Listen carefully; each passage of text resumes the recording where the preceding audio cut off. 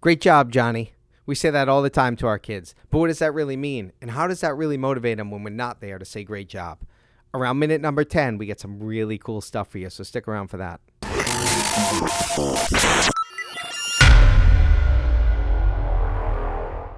Hey, welcome back to The Art of Fatherhood. I'm Brian LaFauci. And I'm Patrick Marino.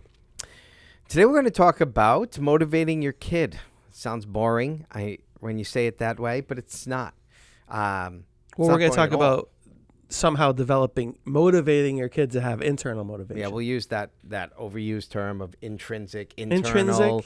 Yeah, like intrinsic motivation, internal motivation. How do you get your kid to give a shit? That's the bottom line. Right. Like when kids, we do a lot of work in high schools with some of the programs we run, and it's always really intriguing to me. The kids will come through our entrepreneurial program, and some just give a shit. Like that's, and you can't pick them out and be like, oh, that one's going to care, that one's going to care. You have all of a sudden, it just week 2 or 3, you're like, wow, all I got to do is give that kid right there like this much, and he's going. And then that one over there, I got to poke, I got to prod. Sometimes I got to, back rub. Like there's a lot of extrinsic motivation to get them moving. And sometimes siblings, right? 2 siblings, same parents, same general parenting technique, right? Same belief system. Friggin' animal, go-getter. I'm going to kick you in the face if you don't move, right? Like it's probably not just sometimes. It's probably most of the time. Yeah. It's probably most of the time that people are different. And that's the goal as a parent and as a manager. Yeah, and right? we can definitely impact it. Figure out what motivates people.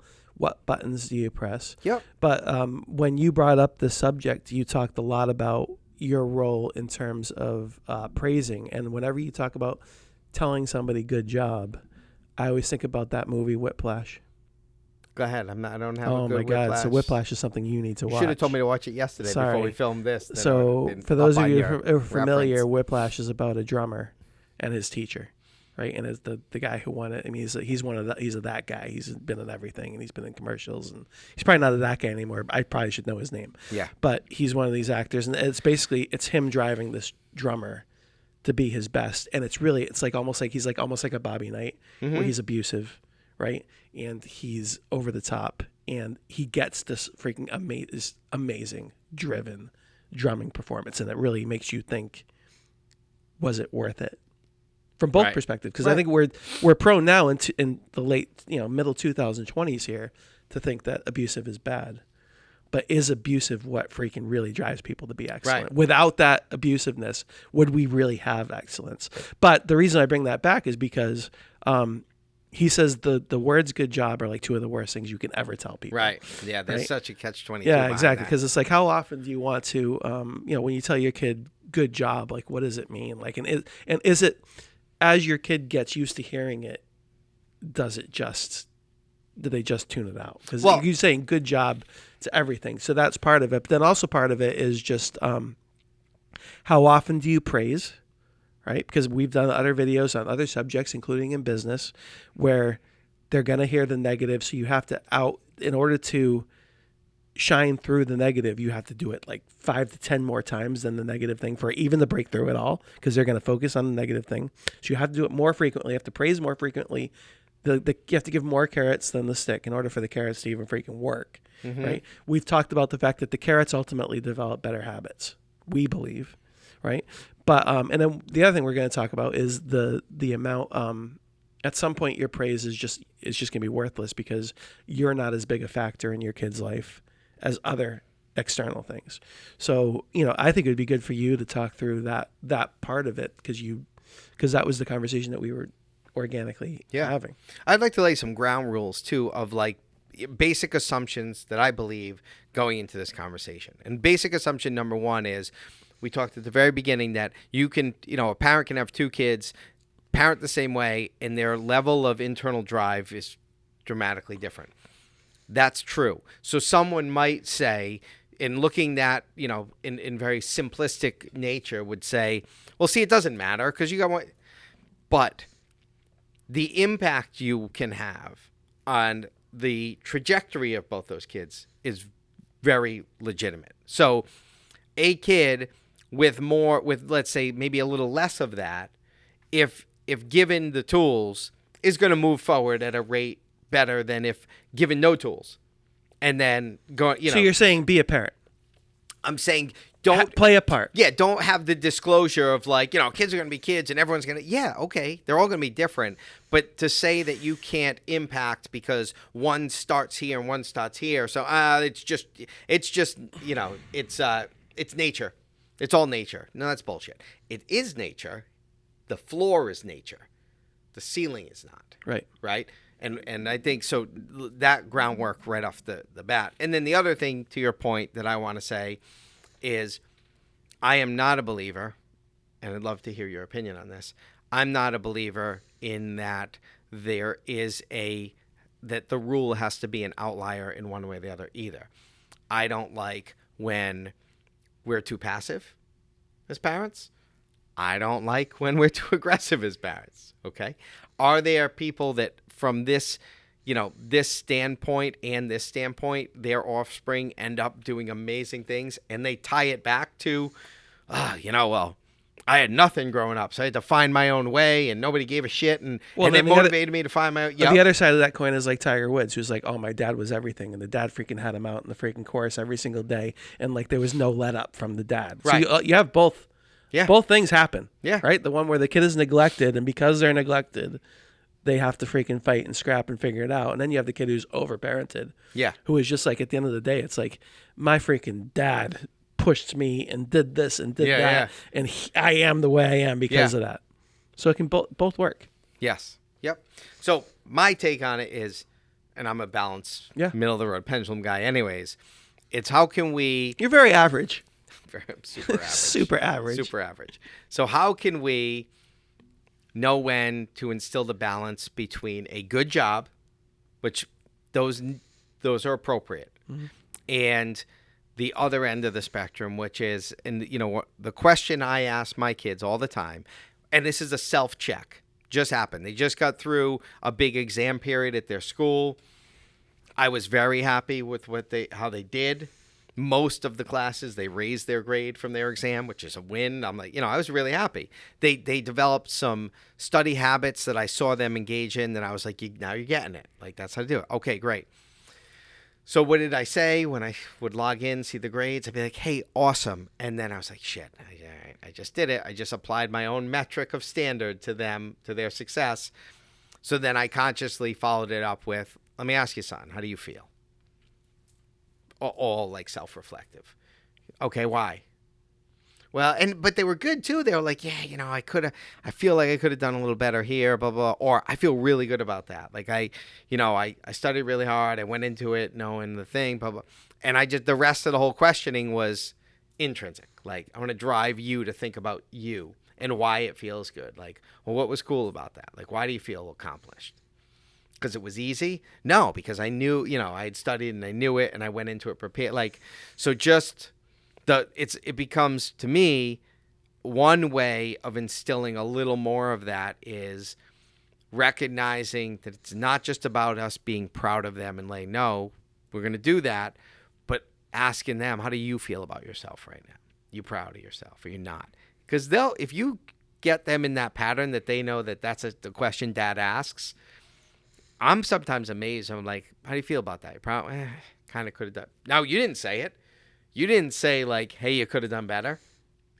I think you're obscuring the amount of parenting work that you've done to get to that point. Because like, at what point do your kids feel okay about answering that question honestly? And what role can you play in that to make sure that they feel comfortable answering that question honestly? Because there's a bunch of things that you've talked about in other videos that kind of, I think, led you to this point. And one of them you mentioned, we might not have this video, unfortunately. Is it the Dad Den? The Dad Den was, we did talk about the Dad Den. That hasn't come out yet. Right, but I mean, like the Dad Den, right, which is where you've given them this platform to be able to express themselves, and you've not just done this yesterday. Right. Right. It's kind of existed, right? And it's like now you've got this open level of communication so that when you ask that question, they already have the relationship with you to answer that honestly and truthfully, and to have the space to do that. And then the other thing that you've done is you've met them where they're at.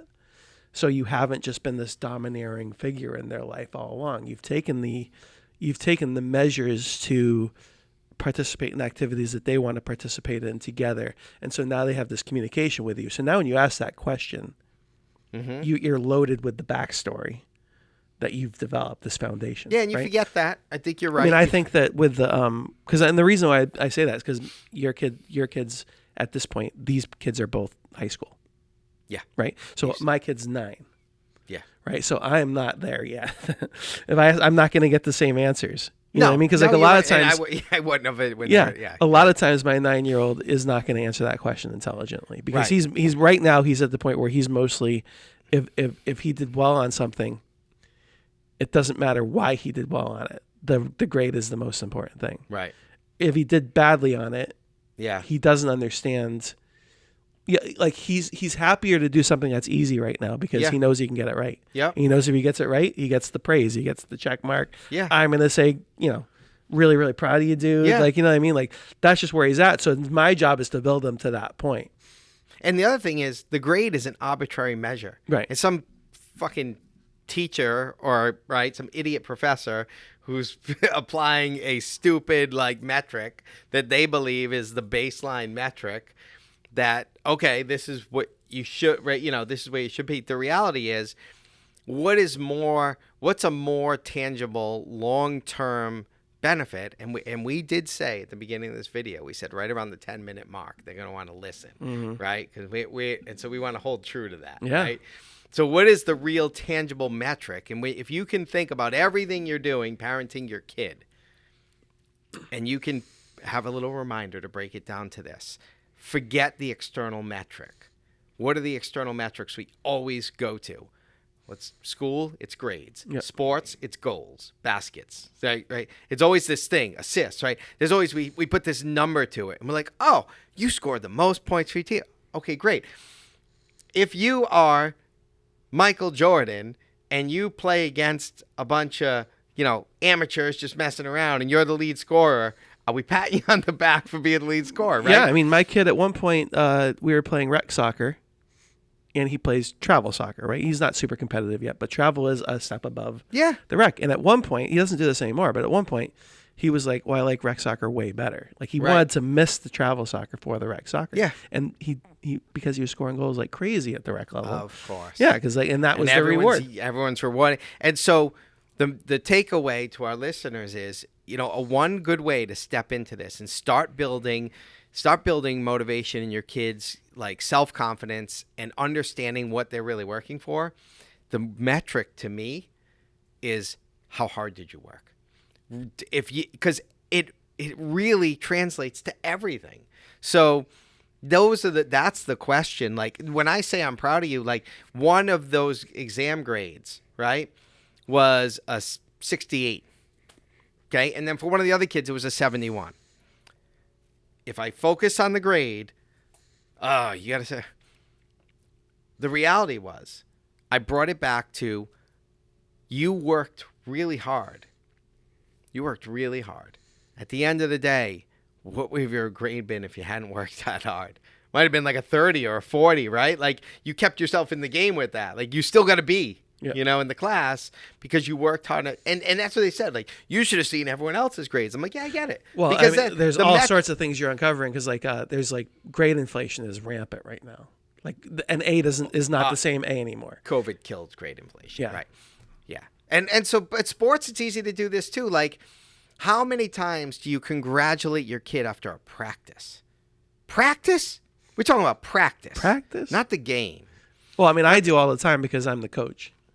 Okay, but most of our listeners, some probably are coaches, but they might not all be coaches. Yeah. You don't even fucking go to the practice most of the time. Yeah. Or if you do, you're like this, answering your emails, right? Mm-hmm. Where is the real work done?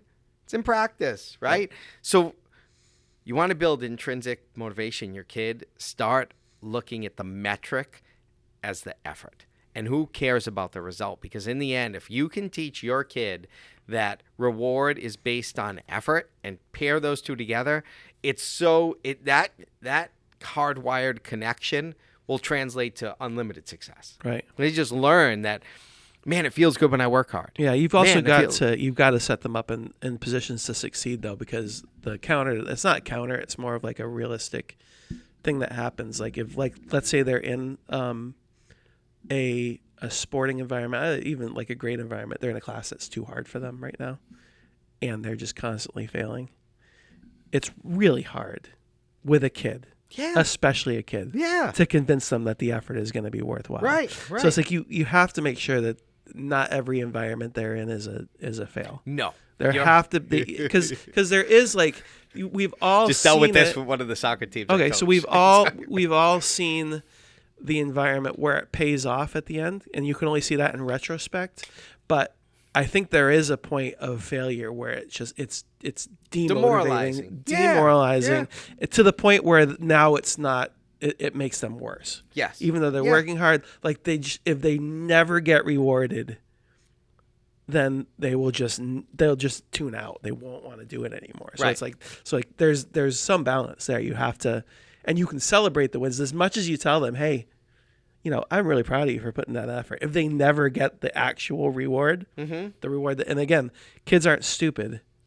So your job is to help them understand and appreciate the value of the journey versus the actual tangible end product. But at the end of the day, like in all of our business, what do we talk about? What's the most important thing? Yeah. It's the dollars and cents in the freaking bank account. Yep. Right. So we're focused on the result as much as anybody. Yep. Right. Yep. But now we relate the result to the process. But we celebrate the small wins. But we have to figure out. We haven't released that video yet either. We have to figure out with our kids, make sure that we're not environments where they're just constantly being slammed. Yeah. And failing all the time. We have to find environments where they can be successful. You could listen to my comment and you could put it in a utopic sense, and I'm glad you brought up what you brought up, because there are other factors we got to look at. So I don't want to discount those. I'm glad you did bring them up. You got to, we are trying to balance for our kids opportunities to be successful on the metrics that they are going to naturally value. They're going to look at their peer. Absolutely. And if you tell somebody over and over and over again that they're doing a good job, at some point you're not going to hear it anymore. Right. So you can't just praise all the time. Yeah. Right? I mean, I don't think that's wrong. It's got to be like some sort of scientific study. It's like, because if you're just saying the same thing over and over again, like you have to find your areas to be critical in the right way. Yep. Yeah.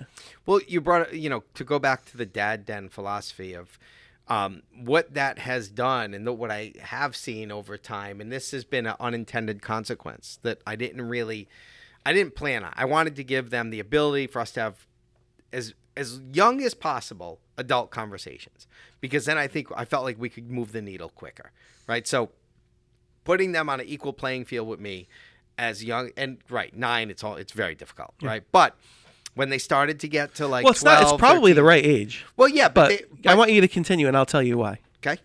So at the end of the day, the unintended consequence of that is to go to the other end of the spectrum.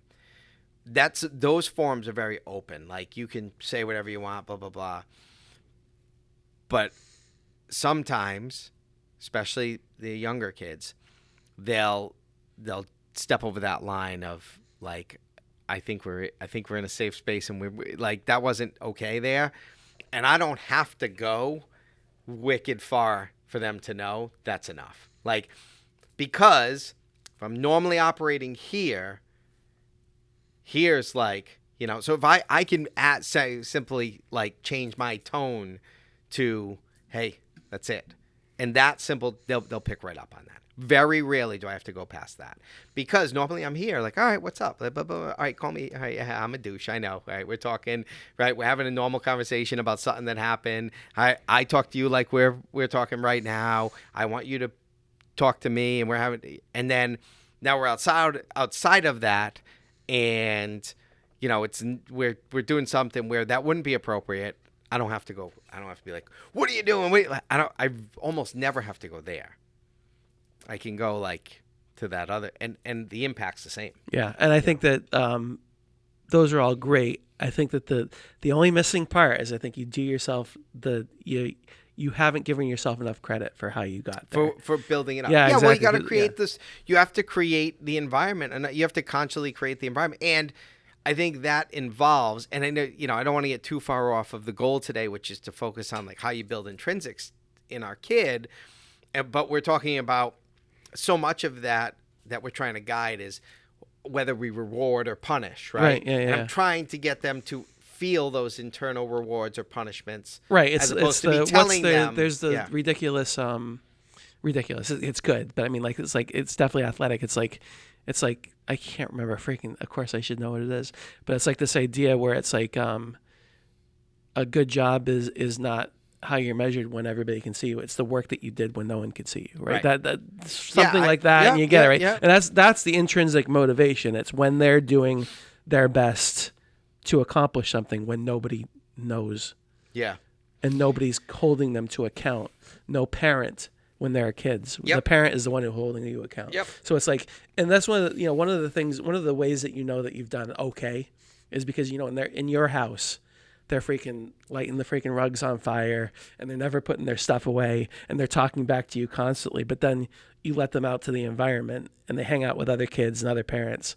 And the parent goes, you know what? Like, your kid is just the freaking best. Like, super respectful. Like, at the end of dinner, he picked up his plate and brought it to the sink. Like, like whatever it is. You're like, all right, like, I must have done something right. But they're a sociopath. Yeah, exactly. But that's like nobody. Kid. You did your job because you know that nobody told him to act the right way. He was just. Yes. He did it because he felt that it was right himself. He knew. Yes. I didn't have to tell him, good job, bud. Yeah. So it's something I did beforehand. Yes. To get to that point. Yep. And I'm going to drop my fucking dimes right here because you're the child psychology guy. But I always bring it back. I think a lot of the foundation comes from understanding how these kids progress. And I'm sure I know you talk about Maslow. You've dropped Maslow a couple times. What about Kohlberg? You a Kohlberg guy? Not as much, but go ahead. Okay, so Kohlberg is the levels of moral reasoning, right?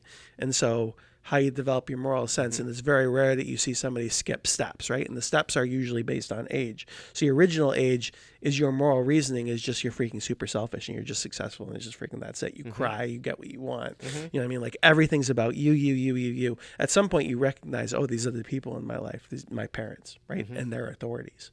So at some point, everything, all of your motivation and all of your morality comes from pleasing the parents. Parent tells you to do something, you do it. No questions asked, right? You have 100% of their attention, right? And all of it's your whole world for developing your moral reasoning is your parent. And then you get a little bit older, you get to like age 7, 8, 9, you get to the point where now you say, okay, well now it's like these other people in my world. Teachers, friends, coaches, friends, right? And it's like, now I want to please these people, right? So your moral reasoning becomes now it's like, okay, how do I get to pleasing these people? The ultimate end of the Kohlberg spectrum is this idea that like, there is a morality that supersedes everything. But before that, it's always like, there's like a societal moral. I think it's like stage 6. Like stage 6 is, there is just more, it's like a Gandhi level of morality. There is right and wrong and it's all, it's like, it's definite true. But the stage before that is like almost like societal. It's like, whatever's best for society. We might lose a couple of people, but the ultimate goal, like that's our moral conundrum is like we might have to sacrifice these people for the greater good, right? But there's something ahead of that. But how do they get there? Like, and I think that's where I am with my kid. And that's why I bring it back to that is like, he's like in this kind of experimental phase where now I'm not the most important thing in his life, right? So the key to getting to where you are, I think, is you pick and choose your spots the right way to praise and to develop that and to coach. You're coaching your kids and to parent because now there's other things more important to your kids than you. And they're not more important in the technical sense, more important to them. Like it's probably their praise from their friends and their praise it's everything. Is probably more important in a lot of things that you're doing, right? Yep. So the way that you stay connected, I think, is by doing the foundational work, which is the meeting them where they're at and understanding that you're not the most important thing in their world now, right? And therefore going to their level. Right. They're not gonna come to your level as often anymore. Right. They're not gonna respect it as much because they're more worried about what's going on with their friends. So like I've been freaking playing Fortnite with my boy. Of course. And it's like, all right, I think Fortnite's dumb. Yeah. You know, like your freaking kid's cleaned out his own bank account probably to buy those stupid dances that the kids do. The character does the stinking dance. But I allowed him to experience that. Yeah, and then exactly. ask You me allowed for him to make money a and mistake. say- Yeah. But I think intrinsic. Now you know. But how do you make sure that you can still play a part is by doing the foundational stuff. So it's like that's why I think you're kind of not giving yourself the credit. You say, I just came up with this dad then thing and it's all working out. But the dad then wouldn't have worked out if you hadn't built the foundation where you met them at their level. You know, you recognized your role is diminishing. So you have to find your areas to participate. And you talk about control a lot too. You got to let go of control. Yeah. So now you got to make them feel like they have more than they have, and they will thrive, especially in those adolescent years, late teens. You know, it is this. I know I'm controlling certain things, but I try very hard to make them give them every opportunity to have like the final say. Like, well, it's I don't almost say like I'm not like little examples. Not be home by this time. What time you think you can get home? And then they tell me. And then instead of saying like, well, I say this. I say, when you're out, I'm up because you're my kid. And until you get home, I maybe fall asleep, but I wake up always wondering, making sure you're right. So until you walk through that door, I'm up. I like to go to the gym in the morning, which means I got to get up at 6. So when you tell me what time you'll be home, keep in mind, I'm going to be up until you get home. Is there a little guilt with that? Yeah, you could say that. But the reality is it's just letting them understand that their decision impacts me. And I'm not going to tell you what time to be home. I'm going to give you the construct of why I'm even coming up with a come home. Not because I'm going to come up with something arbitrary. I always say, after 11:30 on the road, most of the people have been drinking.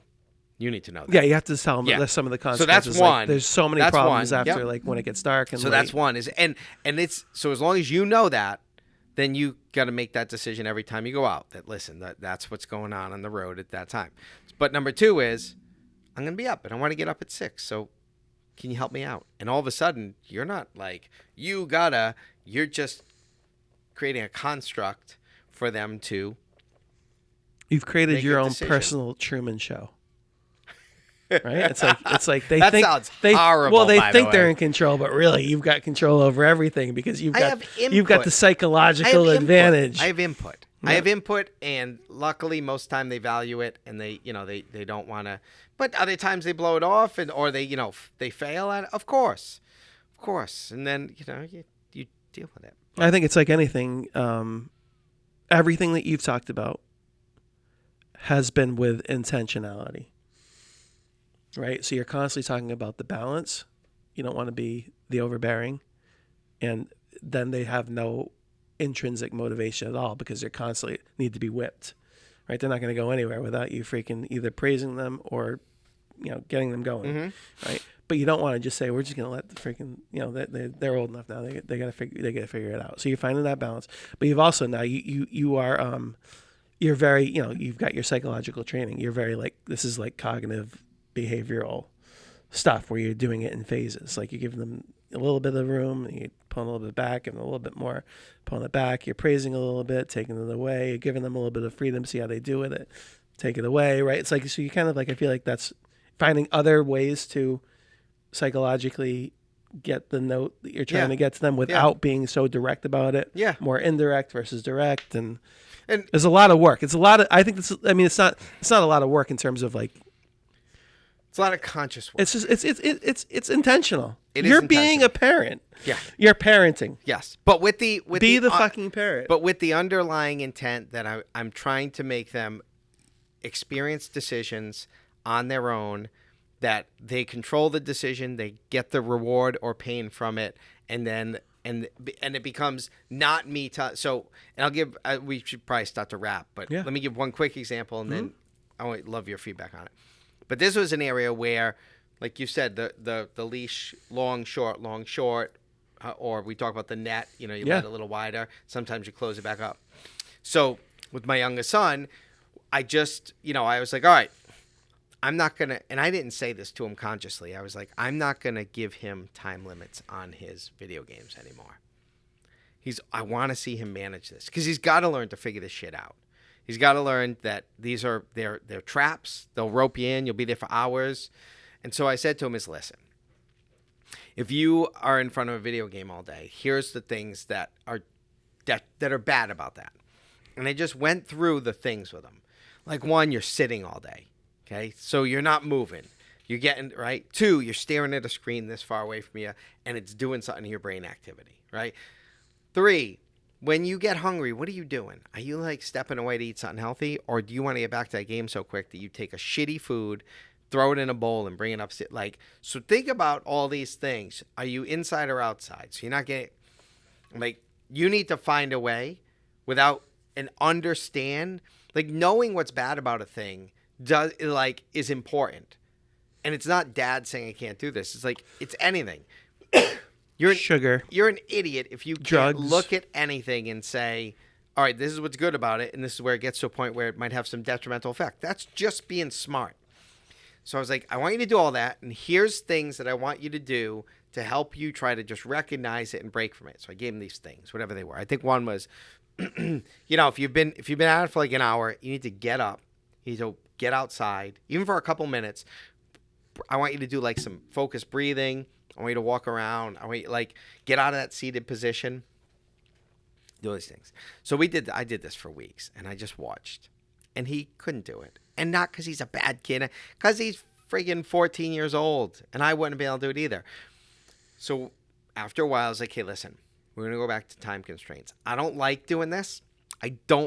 My goal as you get older is to not impose more rules. I'm trying to pull them away, but you can't be trusted right now. But I gave you, but you struggled a bit to do this. I gave you the opportunity. So we're going to go back. We're going to try it again in a little bit, but right now, we're just going to do that, and we'll come back to it, and we're going to try it again. But now he's like, the next time we go to it, he knows, okay, maybe I might get pulled back again if I don't. So I'm just going to revisit it again. And we also got to remember that nobody learns anything the first time we tell them. We don't learn anything the first time. It's like when we get older, we get better at that. But kids need like okay, here you go. All right. Let's try it again.